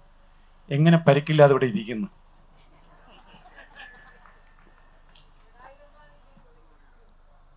ഈ വ്യത്യസ്ത രാഷ്ട്രീയത്തിലുള്ളവർ തമ്മിൽ ആവശ്യമില്ലാത്തൊരു ശത്രുത എൻ്റെ സുഹൃത്തുക്കൾ ഉൾപ്പെടെ വെച്ച് പുലർത്തുന്നത് ഞാൻ കണ്ടിട്ടുണ്ട്. എനിക്ക് എല്ലാ രാഷ്ട്രീയത്തിലുള്ളവരോടും തുല്യ സ്നേഹവും, അല്ലാതെ എൻ്റെ കൂട്ടത്തിലിരിക്കുന്ന ആളോടൊരു കൂടുതൽ സ്നേഹവും എന്നൊന്നുമില്ല. ഒരു ദിവസം ഇറങ്ങുന്ന 2 സിനിമകൾക്ക് ഒരാൾ ആ സിനിമയെ പ്രൊമോട്ട് ചെയ്യും, ഈ സിനിമയുടെ ആൾക്കാർ ഈ സിനിമയെ പ്രൊമോട്ട് ചെയ്യും. നല്ലത് ജനങ്ങൾ തീരുമാനിക്കും, അതിലൊരു നല്ല പടം ഓടും എന്നുള്ളത് പോലെ ഇതിനെ കാണാവുന്നതാണ്. നിങ്ങൾ എഞ്ചിനീയറും ഞാൻ ഡോക്ടറുമാണെങ്കിൽ നിങ്ങൾ വേറെ പുസ്തകം പഠിച്ച് നിങ്ങൾ എഞ്ചിനീയറായി, ഞാൻ വേറെ പുസ്തകം പഠിച്ച് ഞാൻ ഡോക്ടറായി എന്ന് പറയുന്നത് പോലെ വളരെ സരസമായി ലളിതമായി കാണാവുന്നതേ ഉള്ളൂ ആശയങ്ങൾ എന്നുള്ള നിലയിൽ. ആശയങ്ങളുടെ പേരിൽ വലിയ വഴക്കുണ്ടാക്കേണ്ടതോ കൊല്ലേണ്ടതോ ആയിട്ടുള്ള കാര്യങ്ങളൊന്നുമില്ല. ആശയങ്ങളാണ്. ചിലപ്പോൾ 100 കൊല്ലം കഴിയുമ്പോൾ ഇത് തെറ്റാണെന്നുള്ള ബോധ്യം നമുക്ക് വരും. ഈ പരിക്കില്ലാതെ എങ്ങനെ കഴിയുന്നു എന്ന് ചോദിക്കുന്നത് ഒരുപക്ഷെ ഞാൻ പറഞ്ഞ രാഷ്ട്രീയം ഇതായതുകൊണ്ടും നമ്മുടെ ഒരു മഹാഭൂരിപക്ഷം കേരളത്തിലെ ജനങ്ങൾ അങ്ങനെ അത് തുറന്നു പറയാത്തവരായതുകൊണ്ടും ഉണ്ടാകുന്ന ഒരു ചോദ്യമാണ് എന്നുള്ളതേ ഉള്ളൂ. പരിക്കില്ലാതെ കഴിയുന്നതിന്റെ കാരണം പരിക്കേൽപ്പിക്കാത്തവരോട് വേണം ചോദിക്കാൻ എന്ന് വേണം. കാരണം സൈബർ ഇടങ്ങളിലാണ് കൂടുതൽ. അങ്ങനെ ഡയറക്റ്റ് ഒന്നും നമ്മുടെ നാട്ടിൽ നേരിട്ടൊന്നും ചെയ്യില്ല ആരും. എല്ലാവരും വളരെ സുഹൃത്തുക്കളും കണ്ടാൻ മിണ്ടുന്നവരും അങ്ങനെ ഇങ്ങനെയൊക്കെ തന്നെയാണ്. ഈ സൈബർ ഇടങ്ങളിൽ ചില ആളുകൾ ഞാൻ പറഞ്ഞല്ലോ മുഖമില്ലാത്തത് കൊണ്ട് വന്ന് വെറുതെ ചീത്ത വിളിച്ചിട്ട് പോകുന്നുള്ളതേ ഉള്ളൂ. അത് നമ്മളെ അല്ലല്ലോ അഡ്രസ്സ് ചെയ്യുന്നത്. അവൻ ആരാണെന്നുള്ളത് നാട്ടുകാർ മനസ്സിലാവും. ഞാൻ വളരെ ചുരുങ്ങിയ സാഹചര്യത്തിൽ യാത്രയൊക്കെ ചെയ്യുമ്പം നല്ല ചീത്ത വിളിച്ചവൻ്റെ പ്രൊഫൈലൊക്കെ തൊട്ട് നോക്കുമ്പം ഒരു 3 വയസ്സുള്ള കുഞ്ഞും ഭാര്യയൊക്കെ ആയിട്ട് ഇറയത്തിരിക്കുന്ന വിളക്കം കത്തിച്ചു വെച്ചിരിക്കുന്ന ഫോട്ടോയൊക്കെ പ്രൊഫൈലിട്ട് വളരെ സാധാരണപ്പെട്ട് സുഖമായിട്ട് ജീവിക്കുന്ന ആൾക്കാരായിരിക്കും. ഒരാവേശത്തിന് ചീത്ത വിളിക്കുന്നു എന്നുള്ളതേ ഉള്ളൂ. അതും പിന്നെ അതൊക്കെ ചിലർക്ക് മാനസിക സുഖം കൊടുക്കുന്നുണ്ടാവും. അങ്ങനെ വിളിക്കുന്നില്ല, അവർക്ക് കിട്ടിക്കോട്ടെ, കുഴപ്പമൊന്നുമില്ല. ഞാൻ എന്തായാലും അവനെ കോമഡി പറഞ്ഞ് ചിരിപ്പിക്കണ്ടല്ലോ. അവൻ തന്നെ എന്നെ ചീത്ത വിളിച്ച് അവൻ തന്നെ സന്തോഷിക്കുന്നുണ്ടല്ലോ, അവന് ലാഭം. സാറേ ചോദ്യം ചോദിക്കട്ടെ. ഇപ്പം നമ്മൾ ഈ സോഷ്യൽ മീഡിയന്റെ ഒക്കെ കാലത്ത് പണ്ടൊക്കെ ഇപ്പോൾ ഒരു പ്രോഗ്രാം ചെയ്യുമ്പം ഒരുപാട് ഇൻവെസ്റ്റ്മെന്റ് അതിന്റെ പിന്നിലുണ്ടല്ലോ, സ്റ്റേജ് പ്രോഗ്രാം ചെയ്യുമ്പോൾ. പക്ഷെ അത് കുറെ കാലം നമുക്ക് അത് യൂസ് ചെയ്യാം. ഇപ്പം ഇപ്പോൾ ഒരു വർഷം എടുത്തിട്ട് നമ്മളൊരു പ്രോഗ്രാം ചെയ്യുകയാണെങ്കിലും ഒറ്റ പ്രാവശ്യം ചെയ്യുമ്പോഴേക്കും അത് ഔട്ട്ഡേറ്റഡ് ആയി കഴിഞ്ഞു. അപ്പോൾ അതുപോലെ തന്നെ ഒരു പ്രഭാഷണം ആണെങ്കിലൊക്കെ അത് ഉണ്ടാക്കാൻ വേണ്ടിയിട്ട് ഒരുപാട് വർഷങ്ങൾ ഇൻവെസ്റ്റ്മെന്റ് ഉണ്ടാവും. അപ്പം നിലനിൽക്കാൻ ഒരുപാട് നിരന്തരം അപ്ഡേറ്റ് ചെയ്തുകൊണ്ടിരിക്കേണ്ട ഒരു ആവശ്യമില്ലേ? ഉറപ്പായിട്ടും ഉണ്ട്. നമ്മൾ USA പോയിട്ട് ഒരു പരിപാടി അവതരിപ്പിക്കുന്നു. അവിടെ മുഴുവൻ നേഴ്സുമാരാണ്. നേഴ്സുമാരുടെ സമ്മേളനത്തിനൊരു പരിപാടി USA പോയിട്ട് ന്യൂയോർക്കിൽ നേഴ്സുമാർ മാത്രമുള്ള സ്ഥലത്ത് അവതരിപ്പിച്ചാൽ പോലും അത് ഫേസ്ബുക്കിൽ ലൈവിൽ വരും. അത് വെറുതെ ശംഖുമുഖത്ത് കടപ്പുറത്ത് കടലിൽ നിന്നുകൊണ്ടിരിക്കുന്നതും കാണും. ഇവനിത് മനസ്സിലാകുക പോലുമില്ല. അതിന്റെ താഴെ എന്നെ ചീത്ത വിളിക്കും, നിർത്തി കൂട്ടറാ, നീ എന്തെന്നാണ് ഈ പറയുന്നതെന്നൊക്കെ ചോദിച്ച് ഇവൻ ചീത്ത വിളിക്കും. കാരണം ഇത് അവനുള്ളതല്ല, നമ്മൾ അല്ലാതെ വരികയാണ്. പിന്നെ ഇവൻ എല്ലായിടത്തും ഒന്നാണല്ലോ പറഞ്ഞതെന്ന് പറയും. ഇപ്പം രാജമാണിക്യം എന്ന് പറയുന്ന ഒരു സിനിമ നിങ്ങൾ TV കണ്ടാലും CD എടുത്ത് കണ്ടാലും തിയേറ്ററിൽ പോയി കണ്ടാലും കണ്ണൂരിൽ നിന്ന് കണ്ടാലും കാസർഗോഡിൽ നിന്ന് കണ്ടാലും ഒന്നാ. ഇവൻ എല്ലായിടത്തും ഇവൻ വന്ന് കാണും. എന്നിട്ട് ഇവൻ ചിലപ്പോൾ ഇത് ഒരേ സാധനമാണെന്ന് പറഞ്ഞ് ചീത്ത വിളിക്കും. ഇതിന്റെ അധ്വാനം വളരെ കൂടുതലാണ്, പറച്ചിലിന്റെ അളവ് വളരെ കുറവാണ് ഇപ്പം. അതുകൊണ്ട് കാരണം ഈ വ്രണപ്പെടാൻ തയ്യാറായി നിൽക്കുന്ന വികാരങ്ങൾ മുട്ടിയിട്ട് എന്ത് പറയണമെന്നുള്ളത് എനിക്ക് തന്നെ പേടിയാണ്. നമ്മൾ പറയാത്ത അർത്ഥങ്ങൾ അതിന് വരും. അതുകൊണ്ട് വലിയ പാടാണ് ഇത്തരം സന്ദർഭങ്ങളിൽ തമാശകൾ പങ്കുവെക്കാൻ. അപ്പോൾ ഇത് എക്സോസ്റ്റീവ് ആയിട്ടാണോ തോന്നുന്നത്, അല്ലെങ്കിൽ സ്വന്തം ലിമിറ്റ് പുഷ് ചെയ്യുന്ന ഒരു അങ്ങനത്തെ ഒരു? അല്ല, റീച്ചും കൂടുതലാണല്ലോ. നല്ലൊരു തമാശ പറഞ്ഞാൽ ഒറ്റയടിക്ക് അവൻ പ്രശസ്തനായി. 2 ദിവസം മതി ഒരു വൈറലായ ഒരു മനുഷ്യൻ പ്രശസ്തനാവാൻ. അവനെ കൊണ്ട് എല്ലാവരും നടക്കും. ആ 2 ദിവസം അവൻ ലോകം മുഴുവൻ യാത്ര ചെയ്യാനുള്ള സെറ്റപ്പ് കിട്ടും. മറ്റേത് എത്ര കാലം എടുക്കണം ഒരാൾ പ്രശസ്തനാവണമെങ്കിൽ, നമ്മളെ 10 പേര് കണ്ട് തിരിച്ചറിയണമെങ്കിൽ. ഞാനും ധർമ്മജനും ഒക്കെ TV പരിപാടി ചെയ്ത് കഴിഞ്ഞിട്ട് ട്രെയിനിൽ എറണാകുളത്ത് നിന്ന് തിരുവനന്തപുരത്തോട്ട് വരുമ്പോൾ പ്രശസ്തി കൗണ്ടിങ് ഉണ്ടായിരുന്നു. ഞാൻ ഫ്രണ്ടിൽ നടക്കും, അവൻ ഇച്ചിരി പുറകിൽ നടക്കും. അപ്പൊ ട്രെയിനിൽ ഇങ്ങോട്ട് തിരിഞ്ഞിരിക്കുന്നവർ എത്ര പേര് നമ്മളെ നോക്കിയിട്ട് ഇവൻ മറ്റവനല്ലേ എന്ന് പറഞ്ഞ് ധർമ്മൻ എണ്ണം എടുക്കും. അവിടെ നിന്ന് ഇങ്ങോട്ട് നടക്കുമ്പോൾ ഞാൻ അവന്റെ എണ്ണം എടുക്കും. എന്നിട്ട് നമ്മൾ അങ്ങനെ കുറച്ച് പ്രശസ്തരായി. ഇന്നൊരു 4 പേര് അറിഞ്ഞു, 5 പേര് അറിഞ്ഞു എന്നും പറഞ്ഞുള്ളൊരു അവസ്ഥ ഉണ്ട്. ഇപ്പം ആ പ്രശ്നമില്ല. എന്തെങ്കിലും ഒരു കണ്ടന്റ്, അതിലൊരു പ്രസക്തിയുള്ള എന്താ അറിയാമോ, ആർട്ട് കണ്ടന്റ് ആണ്. എല്ലാ ആർട്ടുകളും നമുക്ക് കണ്ടന്റ് എന്നുള്ള പേരിട്ട് വിളിക്കാം. പക്ഷെ എല്ലാ കണ്ടന്റും ആർട്ടല്ല. Anything can be a content.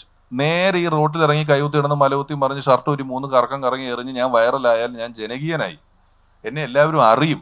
പക്ഷെ എനിക്ക് അതിൽ കലയുടെ ഇൻവോൾവ്മെന്റ് ഒരു തരി പോലും ഇല്ല. എല്ലാ കലയും കണ്ടന്റാണ്, എല്ലാ കണ്ടന്റും കലയല്ല. കല വേറെ പരിപാടി തന്നെയാണ്. കണ്ടന്റ് മതി വൈറലാവാൻ. 2 ദിവസം.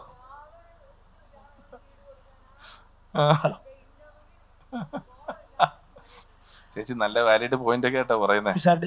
എന്തോ താങ്കളിപ്പോ ഈ കലാമേഖലയിൽ ഒരുപാട് തരത്തിലുള്ള റോളുകൾ ചെയ്തു, ബിഗ് സ്ക്രീനിലും മിനി സ്ക്രീനിലും ഒക്കെ ആയിട്ട്. ഫിലിം ഡയറക്ടർ, ആക്ടർ, അതുപോലെ കൊമേഡിയൻ, അങ്ങനെ ഒരുപാട് ചെയ്തു.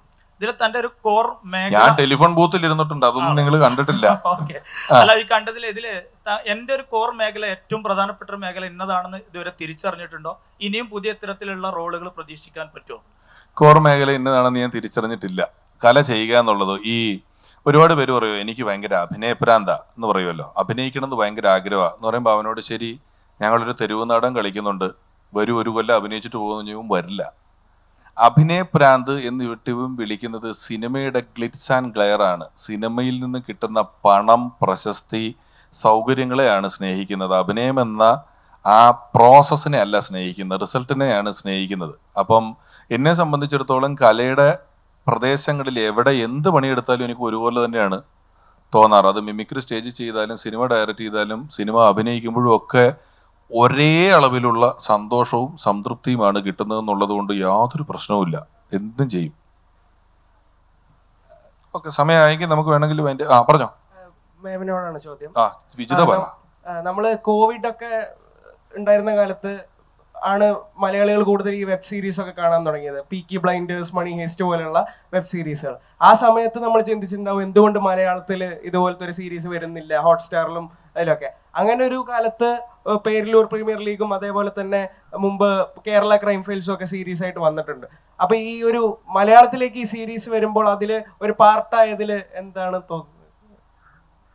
ഞാൻ പാർട്ടായിട്ടുള്ള സീരീസ് വളരെയധികം ആളുകൾ ആക്സെപ്റ്റ് ചെയ്തു എന്നുള്ളതാണ്. അപ്പോൾ അതെനിക്കൊരു പുതിയ എക്സ്പീരിയൻസാണ്. ഞാൻ ചെയ്ത ആദ്യത്തെ സീരീസാണ്.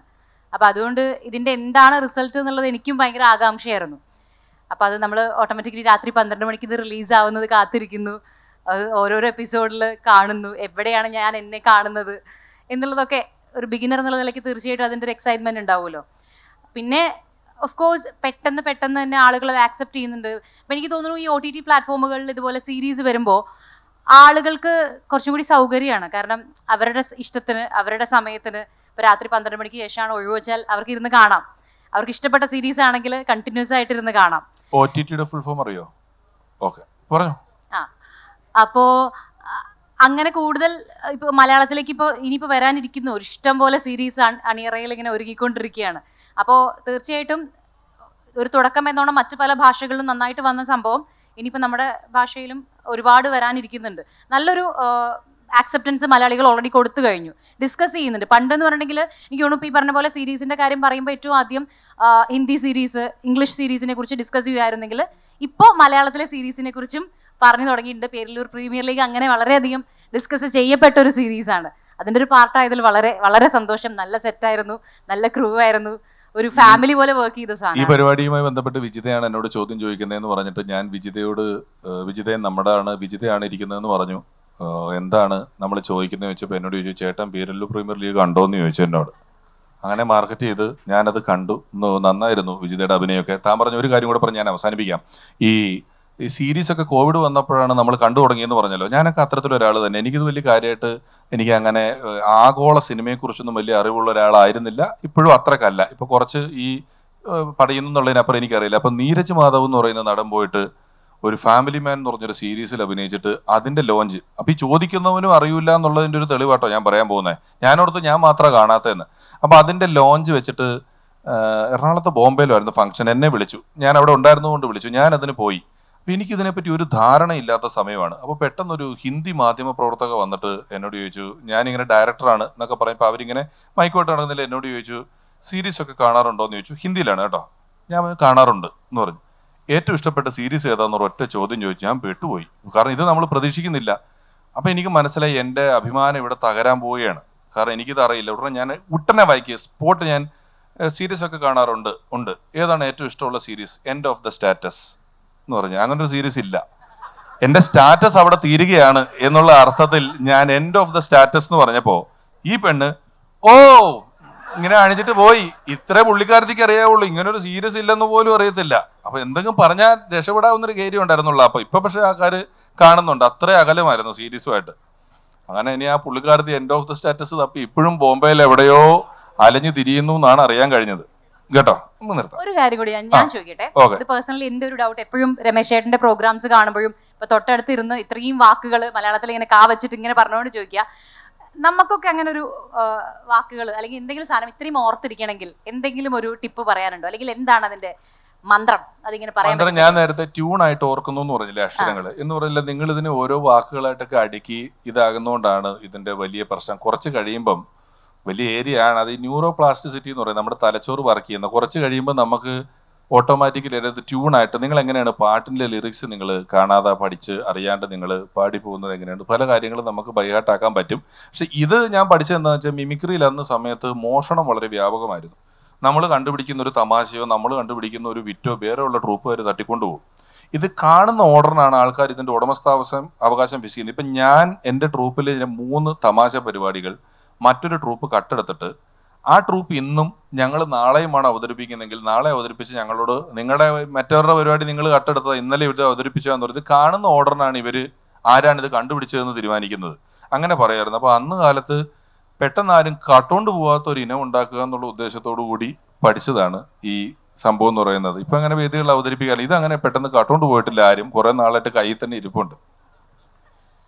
ആയിക്കോട്ടെ അല്ലേ, മതി, സമയം ഇനിയും വൈകിയാൽ. തീർച്ചയായിട്ടും വാക്കുകളൊക്കെ നമ്മൾ ഈ ആശയ സംവാദങ്ങൾ നടക്കുമ്പോഴും ആമാശയത്തെ കുറിച്ച് ഇടയ്ക്ക് ചിന്തിക്കുന്നത് നമുക്ക് നല്ലതാണ്.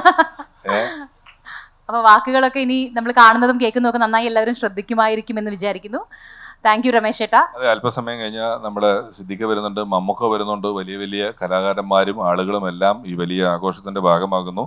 ഇത്രയും വലിയ ഒരു അക്ഷരങ്ങളും വാക്കുകളും വാചകങ്ങളും എല്ലാം ആഘോഷിക്കപ്പെടുന്ന ഒരു വേദിയിൽ വീണ്ടും ഒരിക്കൽ കൂടി വരാൻ കഴിഞ്ഞതിന് ഞാനും വലിയ എൻ്റെ നന്ദിയും കൃതാർത്ഥതയും അറിയിക്കുന്നു. അതുപോലെ നമ്മൾ സിനിമയിലൊക്കെ ആൾക്കാരോട് പറയും പൈസ അല്ല ആളുകൾ ഇപ്പോൾ ഇൻവെസ്റ്റ് ചെയ്യുന്നത്, സിനിമയിൽ ആളുകൾ ഇൻവെസ്റ്റ് ചെയ്യുന്നത് ടൈമാണ്. ഒരു സിനിമയ്ക്ക് മോശം അഭിപ്രായമാണെങ്കിൽ നിങ്ങൾ ഫ്രീ ഷോ ആണെന്ന് പറഞ്ഞ് ഡോർ 4 തുറന്നിട്ടാലും ആളുകൾ വരില്ല. സിനിമ പണ്ട് ആ സിനിമ പൈസ കൊടുത്താൽ ലാഭം, കാരണം 3 മണിക്കൂറുണ്ട് എന്ന് പറയുന്ന ആൾക്കാരെ ഞാൻ കണ്ടിട്ടുണ്ട്. എന്നാൽ സിനിമ 3 മണിക്കൂറുണ്ടെന്ന് പറഞ്ഞാൽ പോകാൻ പറ്റാത്ത അവസ്ഥയിലാണ് ഇന്ന് നമ്മൾ ജീവിക്കുന്നത്. അപ്പോൾ തിരക്കുകൾക്കിടയിൽ ഈ പറഞ്ഞ കാര്യങ്ങളൊക്കെ എന്തുമാത്രം പ്രസക്തി ഉള്ളതാണെന്നൊന്നും എനിക്ക് പോലും അറിയില്ലെങ്കിലും നിങ്ങൾ ഓരോരുത്തരുടെയും ജീവിതത്തിൽ നിന്നും തിരിച്ചു കിട്ടാത്ത സമയം എന്ന് പറയുന്ന ഏറ്റവും വിലയുള്ള ഒരു കാര്യം മാറ്റിവെച്ച് ഇവിടെ ഇരുന്നതിന് നിങ്ങളോടും കൂടെയുള്ള നന്ദി ഈ അവസരത്തിൽ ആത്മാർത്ഥമായിട്ട് അറിയിക്കുന്നു. നന്ദി.